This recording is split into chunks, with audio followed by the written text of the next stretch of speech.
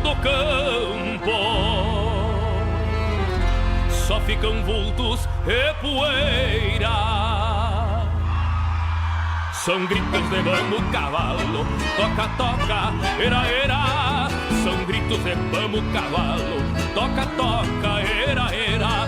Entre potros que amancei, que sentei o meu lombilho, foram baios e ruanos, cebrunos e douradilhos. Já quebrei muitos tubianos, alazão preto e douradilho. De vinagre até um negro, todos pelos.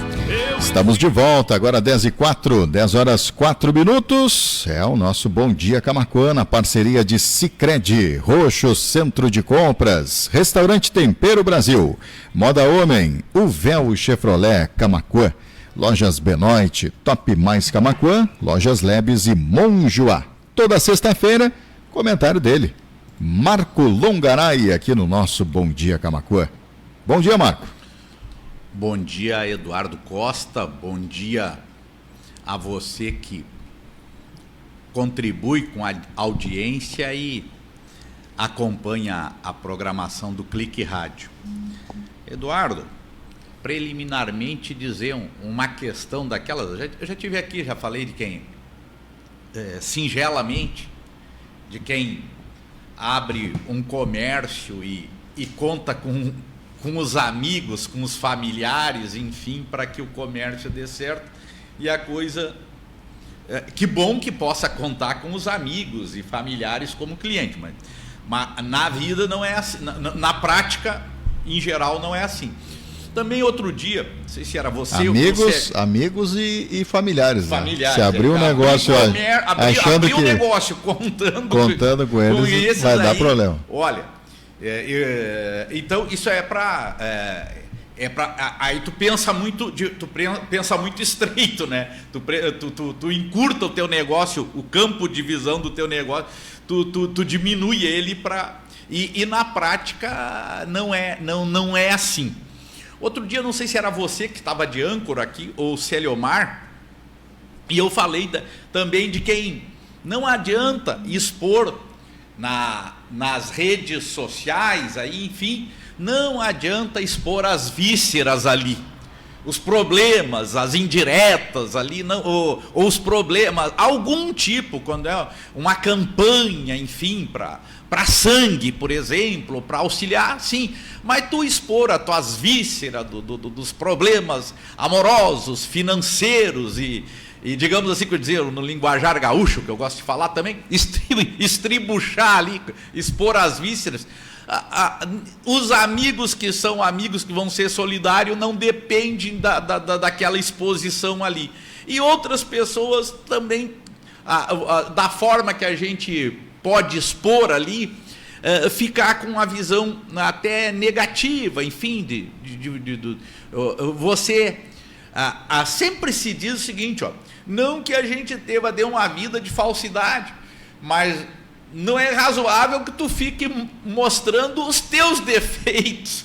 Já dizia uma música que olhe para minhas qualidades e tente,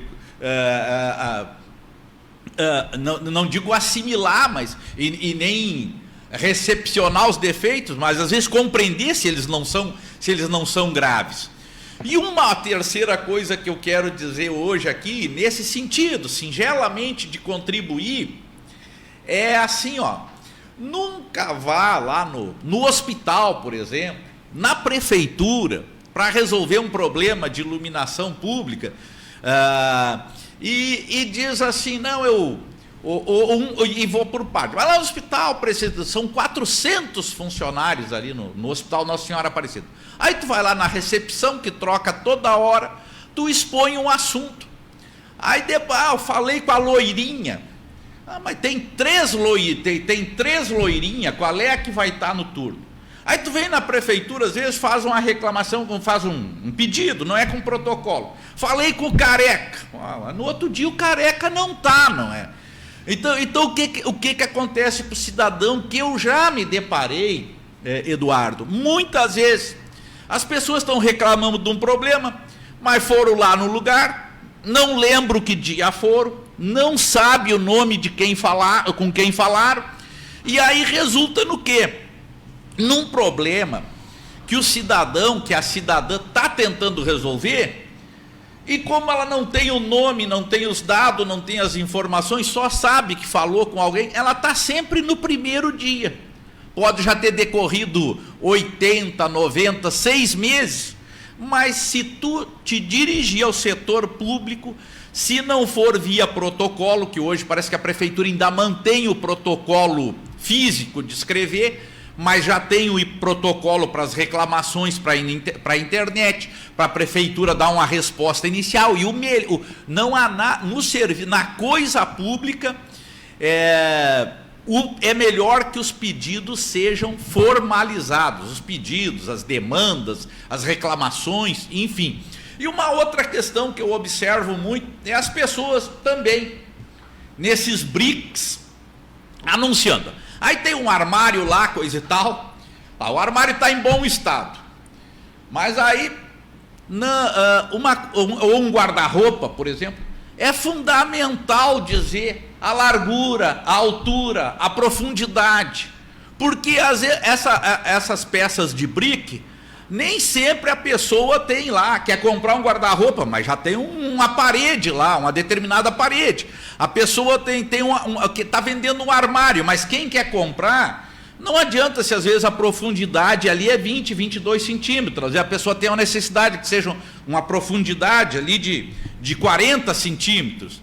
Às vezes tem uma distância entre, tu vai vender um nicho, ou tipo armário aí, tem uma altura entre uma prateleirinha e outra, de um nicho e outro. Às vezes a altura a profundidade do nicho é pequeno, as larguras também. Às vezes alguém precisa de uma largura do nicho que tenha cada vão de nicho, cada nicho com 30, 40 centímetros de largura, um mínimo de profundidade. Então, isso, quando você só dizer o preço, ou que está em bom estado, não é o suficiente.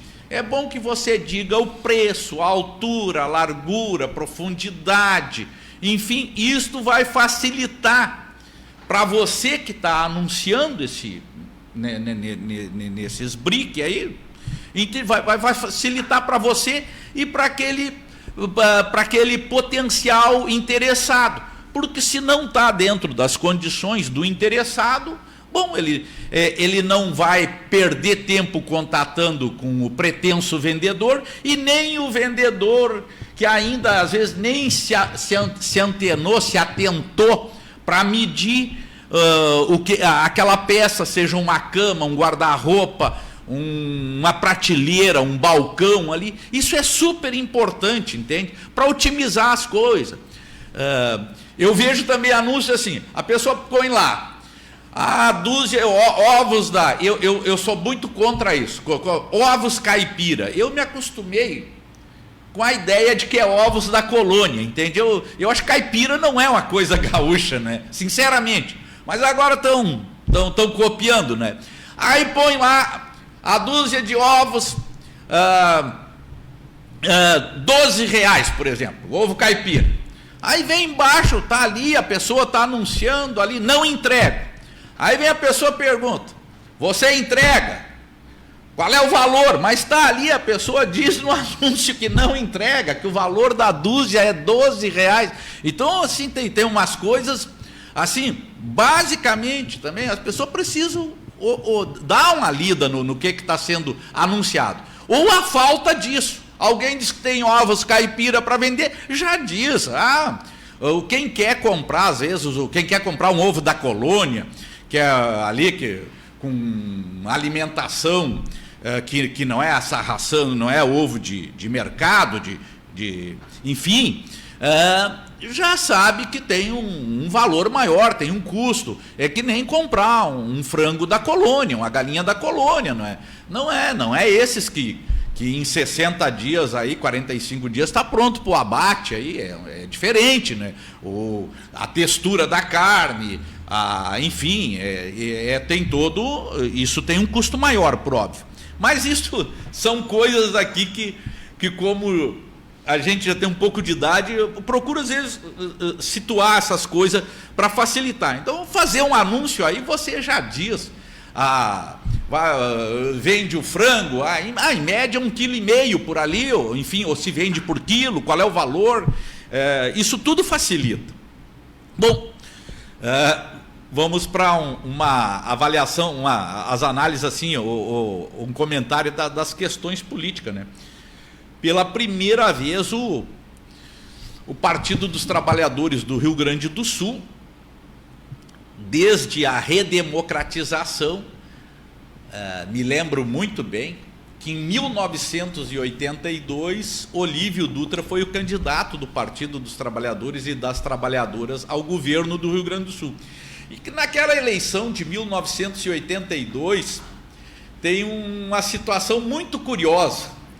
Eram candidatos e do tempo do voto no papel, venceu o Jair Soares do PDS, que o partido teve uma sucessão de nomes, era a Arena da ditadura, PDS, PPR, PPB, PP, mas enfim é o que hoje é o P, o Progressistas.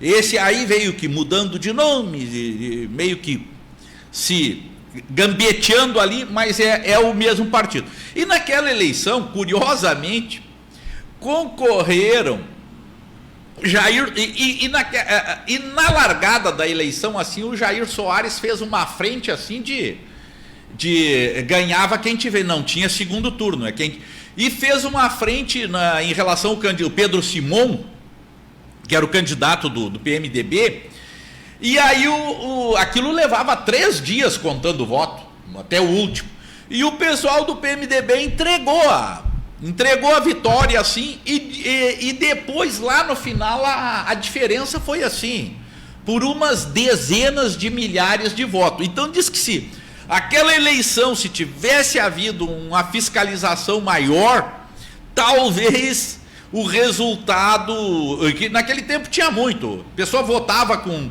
o número 1 lá, alguém achava aquele 1 mal feito, dizia que era um 7, ou tinha um risquinho, ou alguém questionava que era um 4, o mesmo número 1, né? Só para ter uma ideia, né? Era uma loucura. Eu vivi aquele tempo, fui fiscal em eleições e fui candidato nesse tempo do voto escrito. Então, tinha os fiscais, ficavam na mesa de apuração ali, e várias mesas, aqui em Camaquã era no ginásio de esportes, um dos lugares que eu me lembro, enfim.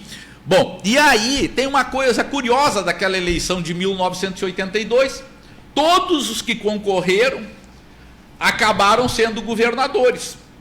O Jair Soares se elegeu, depois o Pedro Simon veio a ser governador, o Alceu Colares foi governador, o Olívio não imediatamente, porque teve um período do governo Brito, mas era o 4º candidato, era o Olívio, e acabou sendo eleito em 1988, para o período 1989-2002. É uma questão curiosa lá da eleição, então, de 1982 ao governo do Rio Grande do Sul, que todos que concorreram naquela eleição acabaram sendo governadores. Uma coisa bem curiosa, eram 4 candidatos, não era 2, 3, 4 candidatos. E agora, com essa ação do Diretório Nacional sobre o Rio Grande do Sul, aqui, onde estava colocada a candidatura do Edgar Preto, aí, eu sou muito, digamos, realista, né? Estava pontuando na casa de 20%, tinha umas pesquisas que davam ele na frente, outras atrás, outra em terceiro, enfim, mas não estava ainda estava numa fase de pré-campanha, né? Que isso aí as coisas podem mudar muito, né? E aí a candidatura da Juliana Brizola também, em alguma pesquisa na frente, em alguma pesquisa em segundo, em alguma em terceiro. E há um entendimento da direção nacional lá, estatutariamente quem pode tomar uma decisão final, e então o Diretório Nacional acaba tomando a decisão de ter um palanque único aqui no Rio Grande do Sul, com a candidata trabalhista Juliana Brizola. No meu olhar, era melhor que tivesse esta composição liderada pelo PT, com Edgar Preto, que já tinha 5, 6 partidos ali, tinha as candidaturas ao Senado, tinha o candidato a governador, tinha as candidaturas ao Senado. Aí, um pouco da informação que eu tenho é como a Juliana Brizola, embora viesse pontuando bem, ela não tinha um candidato a vice, não tinha as candidaturas chamadas majoritárias também ao Senado. Então, e que além de tudo gostaria de ter o apoio desses outros partidos aqui e para o presidente Lula é um arranjo nacional, que em determinados momentos entende que tem que ceder. Agora, eu não tenho como dizer que isto não tem ruído, que foi bem aceito, não é uma construção que veio de baixo para cima, uma determinação. O diálogo foi escasso, tem essa tradição de o PT, desde 1900, desde a redemocratização, ter candidato ao governo no Rio Grande do Sul, na eleição passada não teve esse desempenho, mas sempre com votação na casa dos 30% ali, ultimamente, né? No mínimo 1/3 do eleitorado para governador.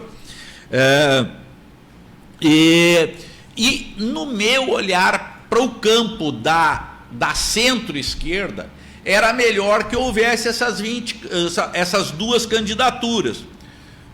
Ali na volta dos 20% dos votos, agora na largada, possivelmente algum crescimento iam ter ao longo da campanha, ou talvez diminuir em detrimento, ou com crescimento da outra candidatura da centro-esquerda. E também tem um aspecto, não é? Assim de entender. O partido, quando coloca um candidato competitivo a governador, que vai fazer mais de 20% dos votos, esses votos, acaba que ali, quando vai fazer uma boa votação, né? A votação michuruca não adianta, mas quando vai fazer uma boa votação, aumenta o voto na legenda para deputado federal, deputado estadual, enfim, e aí, no caso do PT, isso aí significa praticamente um deputado federal a mais, um deputado federal, estadual a mais também. No caso do PT, que faz uma votação sempre acima de 20%, mesmo com um desempenho não tendo um sucesso. Então, tu não ter candidato a governador tem essas nuances aí, né? Parte da militância já não se engaja, e tu tem que compreender isso, né? Uma coisa é o candidato tal, outra coisa é o outro, né? É bem difícil, e seria também, como já houve em outros momentos, que o PDT era maior aqui no Rio Grande do Sul, quando tiveram que apoiar o PT, a adesão nem sempre não é igual quando é no teu partido, para mobilizar corações e mentes. Mas é isso que eu digo. Na minha visão, o melhor era cada um ter concorrido em faixa própria ali, ou com o PT, que estava com um conjunto de partidos já comprometidos, enfim, mas por conta de uma orientação, de uma decisão, vamos dizer bem claro, nacional, e o PT tem essa estrutura assim, foi definido que devemos compor, enfim, em torno da Juliana Brizola, e o Lula vai ter um palanque único no Rio Grande do Sul, né? Como eu já disse, repeti, na minha visão, não é a melhor estratégia. Não é a melhor estratégia. Eu me inclino para que tivesse 2 palanques aqui, e indo um desses candidatos ao segundo turno, que eu imagino com bastante potencial, aí aquele outro aderiria, né, o que fosse derrotado em 3º ou 4º lugar, enfim, na posição que fizesse, mas foi decidido de forma diferente, né? Então, agora o que temos é isso aí, né? Esse é o contexto, né? Eu vi outro dia o anúncio do secretário da Infraestrutura sobre uma camada de asfalto na rua Cruz Alta. A rua Cruz Alta engloba, atravessa todo o bairro mais populoso de Camaquã, que é o Viegas, e digamos que o começo da rua Cruz Alta atravessa também todo o bairro Jardim, né? Extensão ali que deve dar em 2 quilômetros e alguma coisa, por aí, né? Aqui é no chute mesmo, algo em torno disso aí, e que eu me encontrei com o prefeito Abner casualmente, em cima, caminhando na rua Cruz Alta, quando ele era vice-prefeito e candidato à eleição, e disse-me que estava previsto ainda para o ano de 2024 concluir o asfaltamento da Jango Castro e ser realizado, não sei se a palavra é reperfilamento, que é o asfalto ali, eu vou ficar devendo a palavra certa, mas enfim, colocar uma camada de asfalto, né? E que aconteceria ainda em 2024, durante o governo Ivo, mas que o vice-prefeito era o hoje prefeito Abner Dilma, né? É uma sucessão ali, realmente foi concluído o asfaltamento da Jango Castro, depois teve a Major, eu não estou dizendo que é esta ordem, não é? Teve a Major João Meirelles, a Walter Quez, a 7 de setembro, que inclusive retiraram os canteiros, entre outras, não é? Mas que bom que eu acho que um ano, agora era até o final de 2024, quem sabe esse serviço seja realizado no primeiro semestre, estamos no início estamos antes da primeira quinzena ainda de abril de 2026, eu não vi exatamente o secretário situar no tempo, mas que bom que vai ser feito, vai ser feito esse asfaltamento ali na rua Cruz Alta, e o fluxo vai mudar bastante, né? Hoje o que é pela Avenida Cônego Luiz Walter, conhecida na faixinha, e Rua Cristal, com um asfaltamento da Cruz Alta, que é ali, aquela rua que passa ao lado da César, na frente da César, vai haver uma mudança substancial de veículos ali.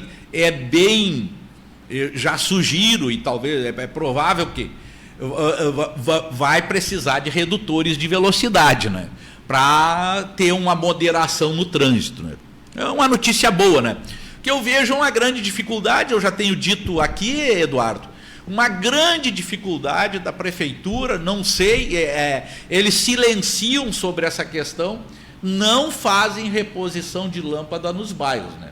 Lá no bairro Viegas tem pedido há mais de um ano, eu tenho pedido lá há 8 meses, registrado lá na secretaria, junto à secretária do referido serviço de iluminação pública, e simplesmente não há, lá no Viegas, onde eu moro, que eu posso dizer assim, dizer e comprovar, não, simplesmente estão não é a questão da equipe, né? Não, vamos deixar bem claro, né?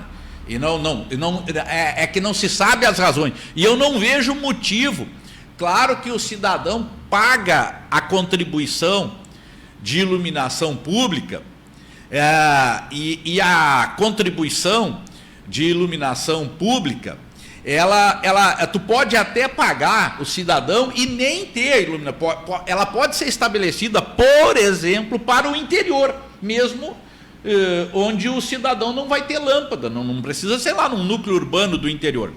Aqui no interior não é pago, mas pode ter. Não é obrigado que o fato de ter a contribuição, a CIP, contribuição de iluminação pública, não é obrigado assim que a prefeitura já vai lá e restabeleça a iluminação, ou que tu tenha direito, porque tu mora lá digamos, mais num lugar mais ermo, e mesmo pagando, que é uma obrigação imediata. Ela é uma dos tributos, né?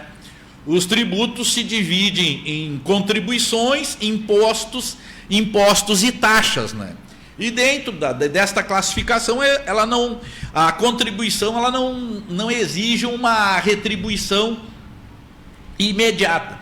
Mas, poxa vida, as pessoas estão pagando iluminação, tem casos relatados do lado de comércio. A iluminação pública, ela dialoga com segurança. Aí o dia que acontecer um problema neste lugar que está às escuras, aí vem aquele lamento enorme. Por que não foi lembrado? Não, está tudo lá para ser feito. Agora, quais são? A prefeitura diz que teve um superávit financeiro com recursos livres, Eduardo, que acompanha esse meu comentário, de mais de 10 milhões de reais, e não tem dinheiro para comprar umas centenas de lâmpadas. Não é justificável, né? Na minha rua ali não tem vários pontos sem energia, né? Então é algo que a prefeitura em alguns pontos está avançando, e em outros pontos está deixando a desejar, né? A gente tem que ser sincero, tem as ações boas e tem as ações que deixam, que não sei, não é prioridade, ou porque não é no centro, porque é na periferia. E eu acho que aqui no centro eu sei que se a gente dizer no linguajar popular, queimar uma lâmpada, dá um problema aí, no outro dia, é o centro da cidade, né? Tem que estar. E a gente quer um tratamento igual, não é? Todo mundo contribui sobre iluminação pública de acordo com o que consome, né? Então, e eu não vejo razão para tanta demora. Esta é a questão, a demora. Eu tenho um vizinho lá que eu sei que ele é do tempo quando o Ederaldo Turoff estava, e ele falou há mais do tempo que o Ederaldo estava. Também eu já tenho um pedido de reposição de lâmpada com desenho, tudo, entregue para a dona Marli Fligel. Eu posso dizer aqui que eu sei para quem eu entreguei, que é a secretária desta parte de iluminação. Era até a última vez que eu fui lá, foi entregue o desenho, estava em andamento. E nós estamos temos um minutinho ainda mais, ou estamos estourados aí? Estamos na reta final. Estamos na reta final. Não, dizer o seguinte, ó, que nós estamos vivendo tempos muito obscuros, muito difíceis assim para a humanidade, né? Essa frase do Trump, não é? Agora 3, 4 dias atrás, uma civilização inteira morrerá essa noite, se referindo ao Irã. E a gente costuma dizer, e essa pessoa é que está com o maior poder no mundo, né? E tem gente que aplaude. E o que acontece é que às vezes as pessoas estão falando a guerra do Irã. Não. Vamos retroceder a coisa aqui, ó. Não é a guerra do Irã. É assim, ó. As guerras que nós temos tendo as guerras dos Estados Unidos, né? Não é a guerra do Irã.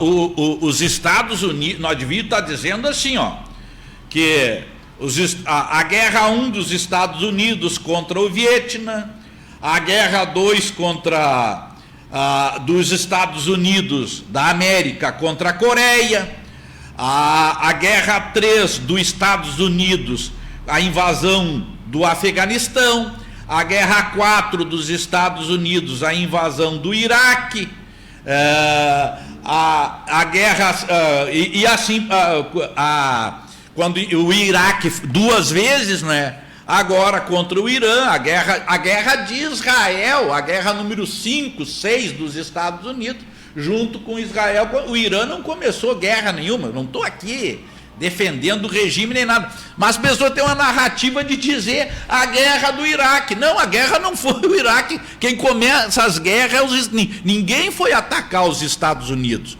E vejam que palavra, uma civilização inteira vai morrer essa noite. Então tem gente que é capaz de aplaudir uma coisa dessa. São tempos muito difíceis assim. Os Estados Unidos gastam 1 bilhão por dia com a guerra. O que se gasta em guerra no mundo daria para transformar a vida de todo mundo muito boa, ninguém passar fome no mundo, e estamos gastando com armamento, bomba, bala e tudo que é coisa para matar, enquanto nós deveríamos incentivar, melhorar a qualidade de vida das pessoas. E para encerrar bem curto, notícias boas, né?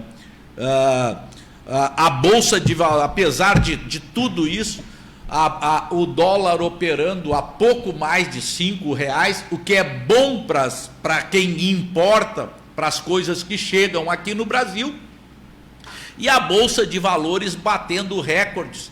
Eu digo que hoje a gente falar que a Bolsa de Valores do Brasil, Ibovespa, chegar aos 200 mil pontos, muitas pessoas não vivem deste meio, né? Mas a Bolsa de Valores chegar aos 200 mil pontos, há uns tempos atrás, era assim, algo inatingível, sabe? Impensável. É como eu digo hoje, se lá no início do governo Lula falasse que ia ser isento, no ano do nosso Senhor Jesus Cristo, de 2026, que ia ser isento quem ganha 5 mil, até 5 mil por mês, ia ser isento do imposto de renda, nem eu vou dizer bem sincero, lá no ano 1 do governo do Lula, dissesse que quem ganha 5 mil no ano de 2000, no último ano do governo do presidente Lula, ia estar sendo isento, eu não ia pegar minhas 10 moedas de R$1 e botar tudo que isso aconteceria. Talvez eu aplicasse 6 moedas que sim, 4 que não, né? E ver que isso se materializou. É algo assim fantástico. Mesma coisa nós está conseguindo, tá com um dólar baixo, facilita as importações, muitos preços que aqui dentro do